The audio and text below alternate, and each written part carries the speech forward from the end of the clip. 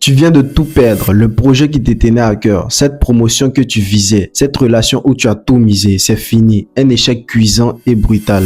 Et si je te disais que cette chute est la première étape vers un bénéfice, pas un bénéfice dans quelques mois, non, un profit que tu peux toucher maintenant, tout de suite. Soyons honnêtes, notre relation avec l'échec est toxique. Notre société nous apprend à fuir, à avoir honte. Forcément, quand l'échec nous tombe là-dessus, notre premier réflexe c'est de se laisser couler dans la dépression, dans le découragement, dans la colère. On se dit tout est raté, je suis nul et ça c'est un véritable poison. Dans cette vidéo, je vais te montrer comment briser ce cycle. Je ne suis pas là pour t'apprendre une leçon que tu vas apprendre pendant un jour. Je vais te montrer comment tirer profit immédiat de chaque revers. Le secret, ce n'est pas d'éviter de tomber, mais de devenir un pro de l'atterrissage. Le plus gros mensonge qu'on se raconte, c'est que nos échecs nous définissent. On ne dit pas que j'ai raté un truc, on dit je suis un raté. Vous voyez la nuance?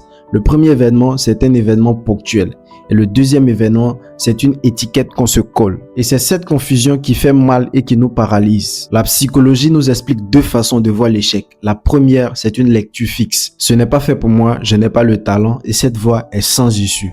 Et la deuxième voie, c'est une lecture évolutive. Ok, la méthode n'était pas bonne. De quelles compétences j'ai besoin pour pouvoir réussir la prochaine fois. Le profit instantané que vous touchez, c'est la libération. Vous n'êtes plus victime. L'échec n'est plus un jugement sur votre valeur, mais plutôt une mine d'or d'informations. Parce que l'échec nous offre sur un plateau d'argent des informations que le succès ne va jamais nous donner. Prenons l'exemple de Edison. Lorsqu'on l'a interrogé sur ses échecs par rapport à l'ampoule électrique, il a dit quoi? Je n'ai pas échoué, mais j'ai trouvé 10 000 façons de ne pas inventer l'ampoule électrique. Chaque échec, chaque ralentissement, c'est un pas de plus vers la bonne solution. Le deuxième principe, c'est la méthode ARA. A comme accueillir l'émotion sans juger. Quand ça foire, la première chose à faire, c'est de ne rien faire. Du moins, n'essayez pas de réparer le truc tout de suite. Laissez-vous le temps de pouvoir ressentir la dépression, le découragement. Laissez-vous le temps de pouvoir ressentir, c'est normal, c'est humain.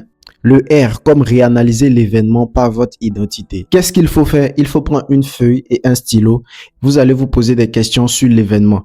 Qu'est-ce qui s'est passé factuellement? Qu'est-ce qui était sous mon contrôle et qu'est-ce qui ne l'était pas? Le A comme agir pour reconstruire la confiance. L'échec nous pousse à l'inertie, la peur de se planter, donc on reste cloué sur place. Non.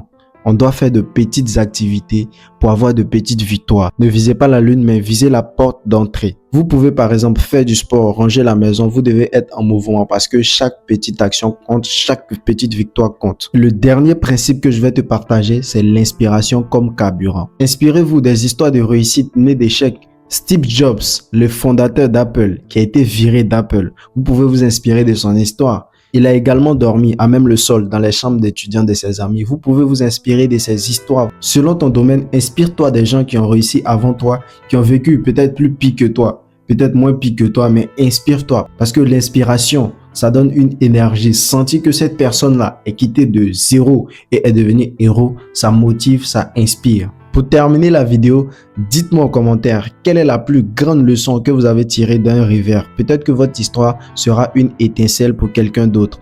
Et abonnez-vous pour ne pas manquer les prochaines vidéos. Et comme toujours, c'était Daniel. Faites ce que vous pouvez avec ce que vous avez là où vous êtes. Car le moment idéal, c'était hier. Le moment idéal, c'est aujourd'hui. Merci.